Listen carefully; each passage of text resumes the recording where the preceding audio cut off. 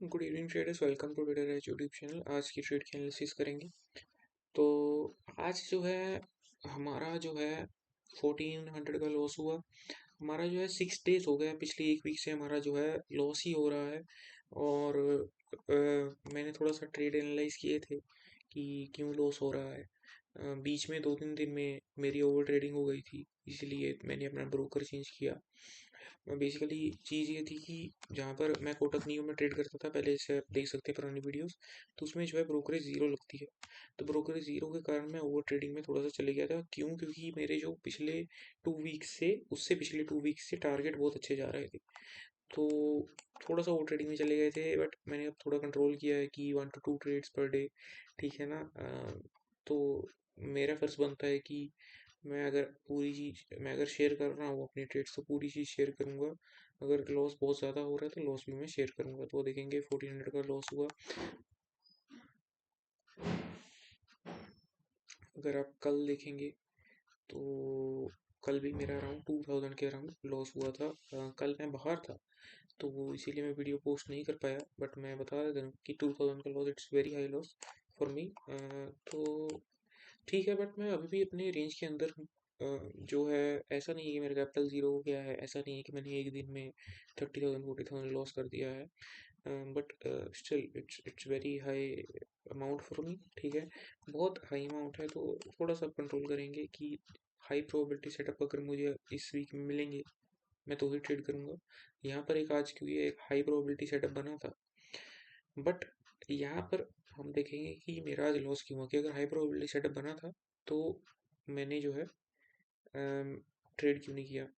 मैंने उसके बाद एक पेपर ट्रेड किया, मैं आपको दिखा दूंगा। वो पेपर ट्रेड जो सक्सेसफुल रहा, वहाँ पर मेरे टारगेट बहुत आराम से लगे, टारगेट मिला और बहुत जो है आराम से ट्रेड हुआ है ना। बट जो असली ट्रेड था, जो रियल मनी से मैंने ट्रेड किया था, वहाँ पर जो है लॉस मुझे क्यों लेना पड़ा। सिंपल है, ध्यान से देखेंगे। यहाँ पर अगर हम देखें, 1400 का लॉस है, यहाँ पर 1500 का है। यहाँ पर अगर हम देखें, थोड़ा सा ध्यान देंगे कि निफ्टी जो है कंपेयर टू बैंक निफ्टी, अगर आप देखेंगे बैंक निफ्टी का अगर मैं चार्ट खोलूँगा, बैंक निफ्टी के कंपेरेटिव बहुत बुलिश है निफ्टी, ठीक है। जहाँ पर बैंक निफ्टी जो है मॉर्निंग में यहाँ पर अगर मैं देखूँ तो हाँ, बैंक निफ्टी जो है मॉर्निंग में आप देख सकते हैं कि बिल्कुल जो है नीचे सपोर्ट की तरफ जा रहा है, नीचे नीचे। यहाँ पर देखेंगे तो डाउन साइड सस्टेन कर रहा है। इसी की बेसिस पर जो है मैंने निफ्टी में क्योंकि वहाँ पर निफ्टी स्ट्रॉन्ग था, तो निफ्टी मैंने कॉल साइड पोजीशन बनाई थी।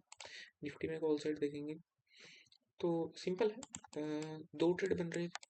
तो यहाँ पर देखेंगे कि मॉर्निंग का स्विंग जो है पूरा रिवर्स कर दिया एक अच्छी बाइंग कैंडल से। उसके बाद जो है रिट्रेसमेंट हुआ और फिर से बाइंग दिखाई, फिर एक बहुत अच्छा रिट्रेसमेंट हुआ, फिर वो पूरा रिवर्स हो गया। एक ट्रेड जो है यहाँ पर बनता था, तो वहाँ पर भी एक अच्छा हमें टारगेट मिल जाता, पर मैंने यहाँ पर नहीं लिया, यहाँ पर मैंने मिस कर दिया। उसके बाद जो है, क्योंकि मैंने जो अपना टर्मिनल है वो अराउंड 10 o'clock, सॉरी 10:15 के आसपास ही बोला था, जब ये मूव चल रहा था, तो मूव के बीच में मैं घुसूंगा नहीं, ठीक है। तो उसके बाद जो है मैंने जो ये कैंडल बनी, इस पर मैंने जो एंट्री ली, ठीक है। फिर जो देख सकते हैं यहाँ पर रिवर्स हुआ। अब मेरा ये था कि अगर एक इतना बड़ा हमारे को मूवमेंट मिला है, तो एक पुल बैक होगा, फिर ऊपर जाएगा, तो जो कि गलत हुआ और वहाँ पर मैंने जो है स्टॉप लॉस ले लिया। फिर जो देख सकते हैं यहाँ से हमें एक बहुत अच्छा है, मैं बुलिश साइड मोमेंटम अपने को देखने को मिला। तो ये थी निफ्टी 50 की जो ट्रेड की एनालिसिस। डेली एनालिसिस कर लेते हैं कि डेली एनालिसिस में मुझे क्या दिख रहा है। तो सिंपल है, डेली एनालिसिस में बाइंग साइड जाता हुआ दिख रहा है। इस मंथ में हमें देख सकते हैं कि जो ये वाला रेजिस्टेंस है जिसमें एक बहुत बड़ी सेलिंग आई है, वहाँ पर जो है हमें रिवर्स होता हुआ दिख जाएगा। यहाँ सॉरी, ब्रेक करता हुआ हमें निफ्टी दिख जाएगा। अगला रेजिस्टेंस ये है जो कि 24,500 के आसपास आता है, इसको भी ब्रेक करता हुआ बहुत आराम से निफ्टी में देख सकते हैं। और यहाँ से रिवर्सल हो सकता है, बट अगर हम हल्का सा जो है टूल्स की मदद लें, एक बार फिबोनाची अप्लाई करें, तो यहाँ पर देख सकते हैं कि एक रेजिस्टेंस ये बन रहा है, सॉरी, एक रेजिस्टेंस जो है ये बन रहा है। और ये रेजिस्टेंस अगर बन रहा है तो ये किस रेंज में बन रहा है, 50% और 61% जो फिबोनाची लेवल उस रेंज में बन रहा है। और ये सबको पता है कि वो वाला लेवल जो है, वो वाली रेंज जो है बहुत स्ट्रॉन्ग रेंज होती है, यहाँ से रिवर्सल होने के बहुत अच्छे चांसेस। तो मेरा हाइपोथेसिस ये है कि मैं, आप पुरानी वीडियो जाके देख सकते हैं जहाँ पे मैंने निफ्टी में 2025 की प्रिडिक्शन की है।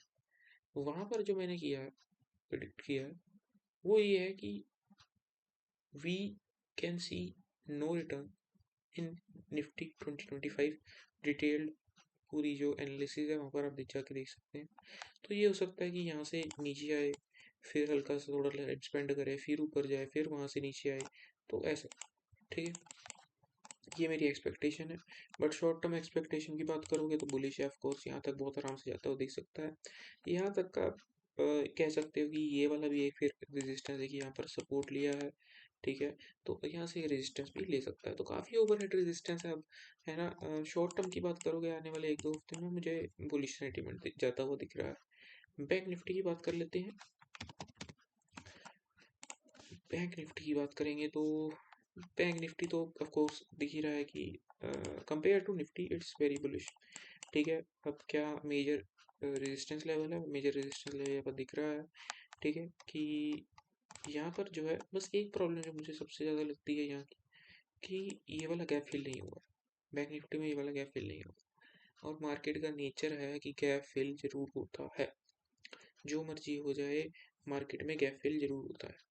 ठीक है, कोई भी आप गैप उठा कर देख लीजिए, देख लीजिए गैप फिल हुआ। ठीक है, उसके पीछे अगर ये देख लीजिए बहुत बड़ा गैप था, ये वाला एक ही कैंडल ने फिल कर दिया। ठीक है, गैप फिल जरूर होता है यहाँ पर। और ये देख लीजिए। ठीक है, अब यहाँ पर आप कह सकते हैं कि बहुत बहुत कैंडल्स लगी, बहुत वीक्स लगे होंगे कि फिर ये जाकर गैप फिल हुआ होगा। 100% मैं भी यही मानता हूँ कि हो सकता है ये अभी गैप फिल ना हो कुछ, वैसे मतलब कोई पक्का नहीं है, 100% नहीं है, मानते ही है, प्रिडिक्शन कर रहे हैं। ठीक है, कि हो सकता है कि इस बुल रन में ना हो, इस रेजिस्टेंस ले, फिर नीचे आए, फिर यहाँ पर गैप फिलिंग हो। ये मेरा जो प्रिडिक्शन है आने वाले मंथ्स में। ठीक है, जो मैं निफ्टी की प्रिडिक्शन में कर सकता हूँ। ठीक है, जो एनालिसिस के हिसाब से दिख रहा है, निफ्टी फुल बुलिश है, निफ्टी में गैप फिलिंग हो चुकी है, तो निफ्टी का कोई कारण नहीं बनता है कि वो नीचे आकर जो है ट्रेड करे। ठीक है, बैंक निफ्टी में कारण बनता है, बट क्योंकि निफ्टी और बैंक निफ्टी दोनों एक साथ ही चलते हैं, तो ये हो सकता है कि सेकंड स्विंग में जो एक बार बुल रन हो, एक बार जो बुली साइड मोमेंटम हो, रेजिस्टेंस हो, रेजिस्टेंस से नीचे आए, फिर वो नीचे आने वाले मोमेंटम में हमें गैप फिलिंग देखने को मिल सकती है बहुत आराम से। हाँ, कुछ एक्सेप्शन जरूर होते हैं निफ्टी में, मैं आपको दिखाता हूँ। निफ्टी में अगर हम बात करें तो एक्सेप्शन है कि गैप फिल, ये देख लीजिए, ये वाला गैप फिल, यहाँ ये वाला गैप फिल नहीं हुआ। ठीक है, होते हैं एक्सेप्शन, कितने होंगे, 10 में से एक। ठीक है, तो हम 10 में से एक की प्रोबेबिलिटी नहीं लेकर चलेंगे, हम 10 में से 9 की प्रोबेबिलिटी लेकर चलेंगे कि मार्केट गैप फिल करेगा ही करेगा। ठीक है, हाँ ठीक है, अब इस वैल्यूएशन पर, 20,000 की वैल्यूएशन पर मार्केट का आना बहुत बहुत बहुत मुश्किल है, अनटिल अनलेस की कोविड जैसी सिचुएशन आ जाए, या कोई बहुत स्ट्रॉन्ग एक्सटर्नल फैक्टर आ जाए कि जो पूरे वर्ल्ड को इफेक्ट करे, सिर्फ इंडिया को इफेक्ट ना करे, क्योंकि इंडिया की इकोनॉमी अब ऐसी है कि कोई भी इंटरनल फैक्टर मार्केट को इतना नीचे नहीं गिरा सकता। अगर मैं बात करूं कि अभी भी जो ये बियरिश मोमेंटम हुआ था, मेरा टारगेट था कि ज़्यादा से ज़्यादा जो ये स्ट्रॉन्ग एक रेजिस्टेंस लेवल है 22,800 का, वहाँ तक आकर सपोर्ट ले सकता है। ठीक है, ज़्यादा से ज़्यादा, इससे ज़्यादा गिरने की मेरे को जो है उम्मीद नहीं है।